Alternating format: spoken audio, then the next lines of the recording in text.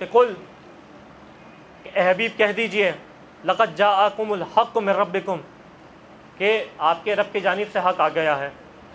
حق پہنچ گیا رب کی جانب سے۔ ایک قرآن کا نام، ایک قرآن کی صفت، ایک قرآن کی پہچان یہ ہو گئی کہ یہ حق ہے۔ اب جہاں قرآن کے لیے خود خدا نے حق کہا، وہاں لسان محمدی بھی حرکت میں آئی، فوراً کہا الحق مع العلی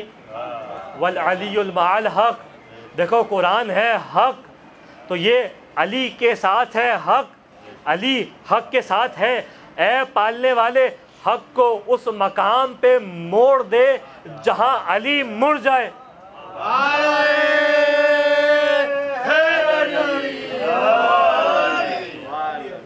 جس مقام، اور یہ بھی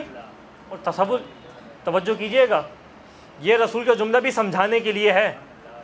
یعنی یہ تصور یہ نہیں ہے کہ علی حق سے مڑ جائیں گے، پھر حق کہیں اور ایک لمحے کے لیے، ایک لحظے کے لیے حق کہیں ہو گیا، علی کہیں ہو گئے، اس کے بعد حق مڑ کے آ گیا۔ یہ سمجھانے کے لیے ہے کہ اگر تمہاری عقل، تمہارا ذہن، تمہارا فہم اس نتیجے پہ پہنچے جو علی کر رہے ہیں وہ حق نہیں ہے، تو یہ بتلانے کے لیے وہ فہم غلط ہے، وہ نتیجہ غلط ہے، وہ استدلال غلط ہے۔ جا کے اپنے فہم کو دیکھو، اپنے استدلال کو دیکھو، وہاں کہیں گڑبڑ ہوگی، علی کی راہ میں، علی کے فعل میں گڑبڑ نہیں ہے۔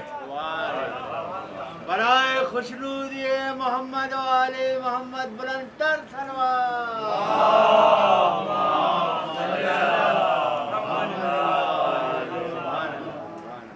توجہ ہے، یہ بتلانے کے لیے تھا، یہ سمجھنے کے لیے نہیں تھا کہ ایک لحظہ آئے گا کہ علی کہیں ہوں گے، حق کہیں ہوگا، بلکہ تمہاری عقل کو متوجہ کرانے کے لیے تھا، تمہارے فہم کی پستی کو بتلانے کے لیے تھا کہ